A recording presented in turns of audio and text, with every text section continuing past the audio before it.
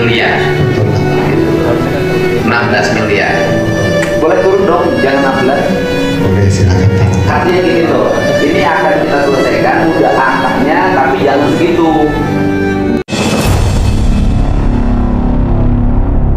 Assalamualaikum warahmatullahi wabarakatuh. Bismillah, alhamdulillah, wassalatu wassalamu ala rasulillah, amma ba'du.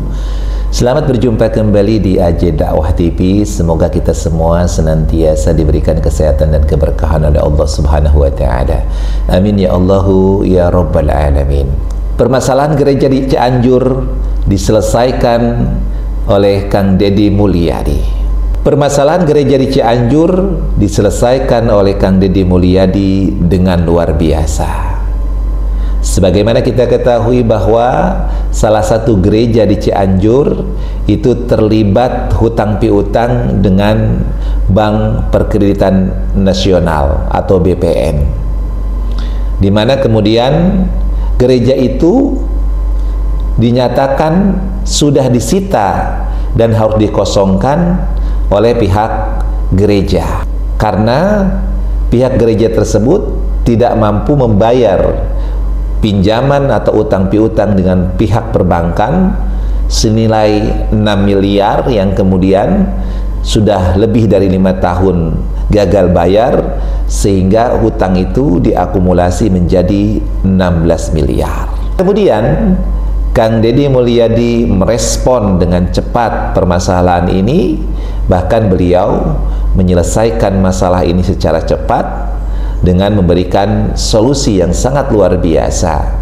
Yang kesimpulannya adalah bahwa Pemda Provinsi Jawa Barat, yang dalam hal ini Gubernur Jawa Barat yakni Kang Deddy Mulyadi, itu yang akan membayarkan daripada pinjaman atau hutang piutang dengan pihak perbankan tersebut. Untuk melihat bagaimana situasi dan kondisi daripada pertemuan yang dilakukan antara Kang Deddy Mulyadi dengan pihak perbankan dan juga tentu pihak gereja dan serta aparat-aparat yang lainnya dari kejaksaan maupun dari kepolisian dan pihak-pihak TNI, kita akan melihat lengkapnya dalam video berikut ini. Nah sekarang ini maka tinggal pertanyaannya adalah, saya nanya ke, ada di banknya ada nggak? Hadir. Nah saya nanti nanya ke bank gitu loh Pak, berapa kewajiban yang harus diselesaikan oleh pihak peminjam yang hari ini di take over oleh Gubernur Jawa Barat dan teman-temannya untuk segera membayar itu. Nah kemudian nanti ketika nanti sudah dibayar, kan sudah lunas, status hukumnya nanti surat-suratnya menjadi bagaimana gitu loh.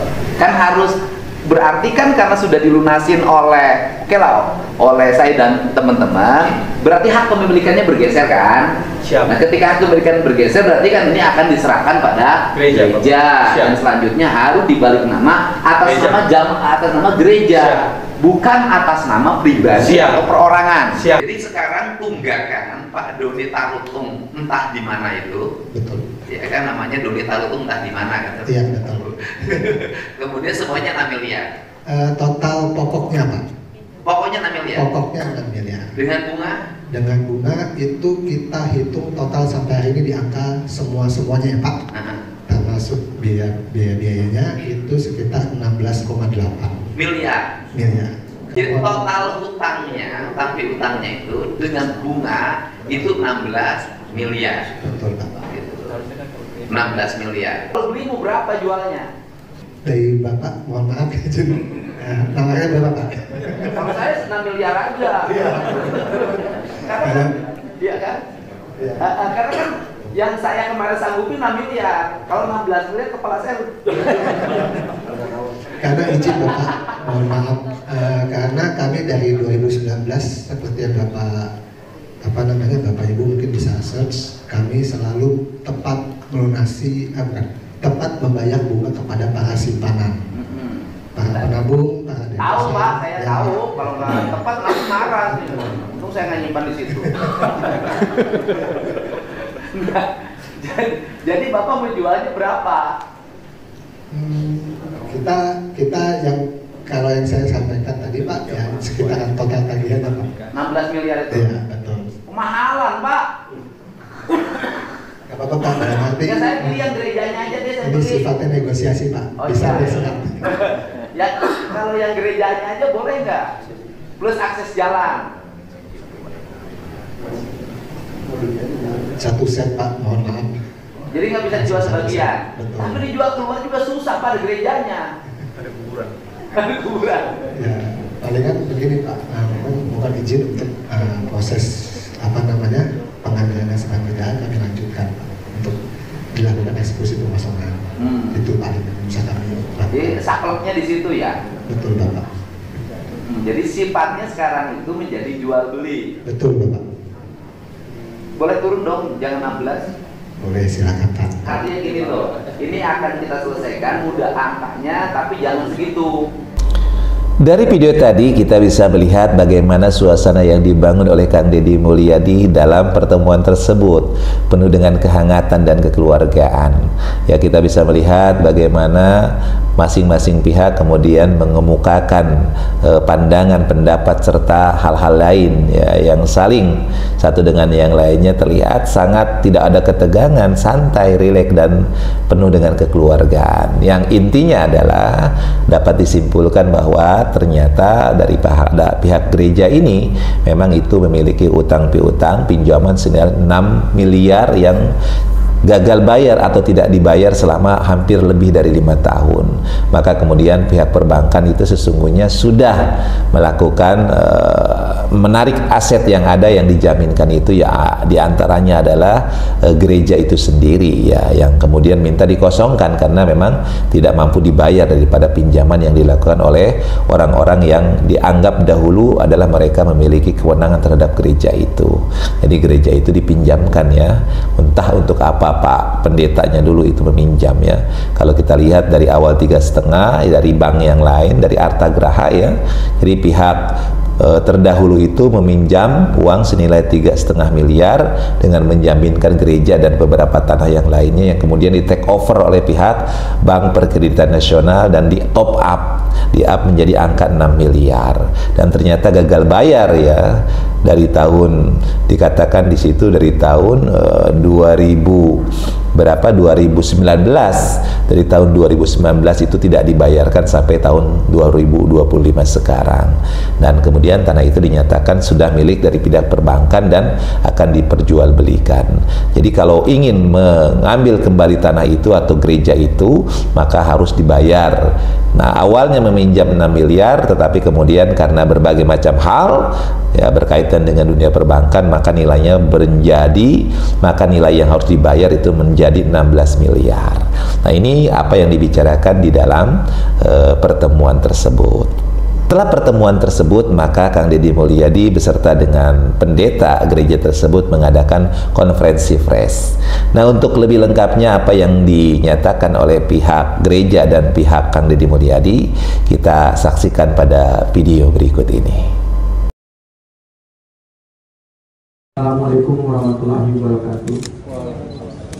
Saya pendeta Arifun Simatupang menyampaikan dengan segala kerendahan hati syukur alhamdulillah kepada Bapak Aing, Bapak Gubernur kita bersama yang telah menjadi seorang tokoh ayah bagi kami Gereja Kristen Alkitab Indonesia yang boleh menyelesaikan sengketa lahan gereja yang 5 tahun terakhir kami seluruh umat bergumul. Bapak Gubernur, terima kasih banget Bapak. Semoga Bapak panjang umur, diberkahi oleh Tuhan Yang Maha Kuasa, menjadi yang pernah ada di Jawa Barat. Terima kasih. Demikian juga kepada seluruh masyarakat, khususnya di Cipanas, Cipatmit, Pacet. Kami memohon maaf kalau selama beberapa waktu ini mungkin ada keributan-keributan kecil yang membuat ketidakteduhan. Sekali lagi, seperti yang disampaikan oleh ayahanda kita, Bapak Gubernur, bahwa ini tidak ada hubungannya dengan intoleransi. Ini sehubungan hanya keperdataan oleh orang-orang yang bermufakat untuk melakukan transaksi bisnis yang tidak lazim. Itu saja yang ingin saya sampaikan. Terima kasih sekali lagi kepada Bapak Gubernur. Panjang umur Bapak, cepat dapat jodoh Bapak. Dari video tadi kita bisa melihat bagaimana Pak Pendeta yang mewakili pihak gereja itu sangat berterima kasih kepada Kang Deddy Mulyadi selaku Gubernur Jawa Barat yang telah memberikan jalan keluar dari permasalahan-permasalahan yang selama ini mungkin belum terpecahkan ya, karena berkaitan dengan masalah keuangan tentu tidak mudah.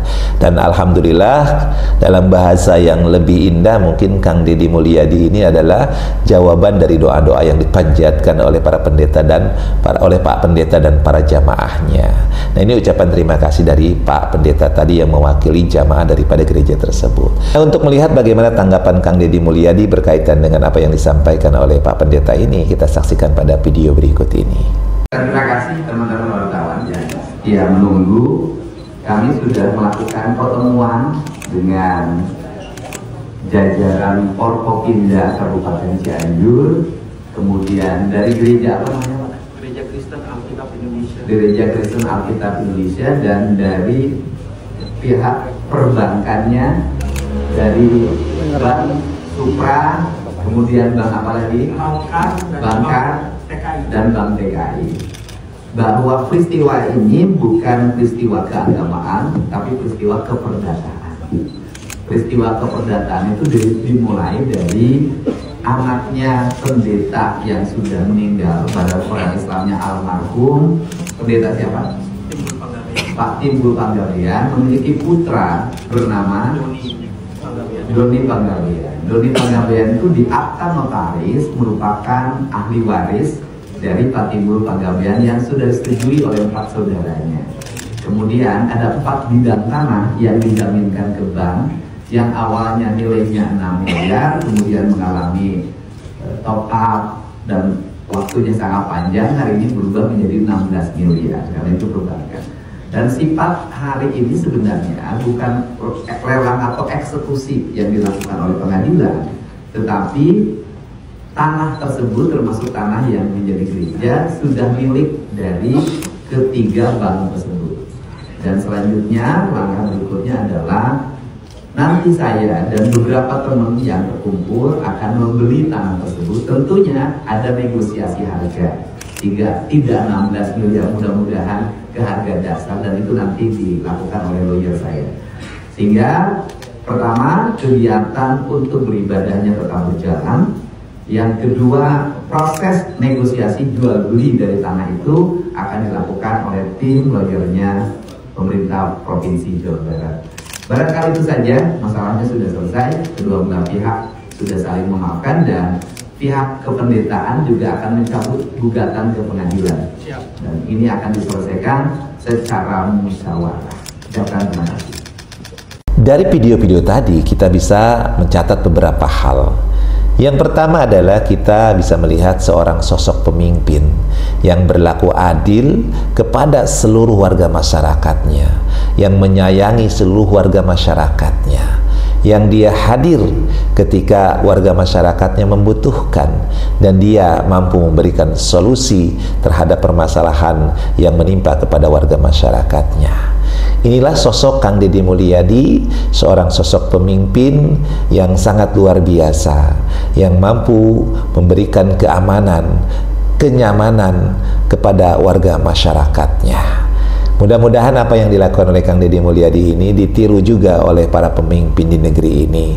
Mudah-mudahan seluruh pemimpin di negeri ini mampu menjadi pemimpin yang adil, yang sayang kepada warga masyarakatnya, yang bisa mengantarkan warga masyarakatnya menuju kepada kebahagiaan, kesejahteraan, dan tentu menuju kepada apa yang dicita-citakan oleh masyarakatnya. Hal yang kedua yang bisa kita catat adalah bahwa tidak ada masalah yang tidak terselesaikan. Asalkan semua mau bekerja sama, mau duduk bersama, mau membuka hati dan pikiran, dan memiliki kepedulian antara satu dengan yang lainnya, baik dari masyarakat maupun pemimpinnya, maka masalah itu dapat diselesaikan dengan baik.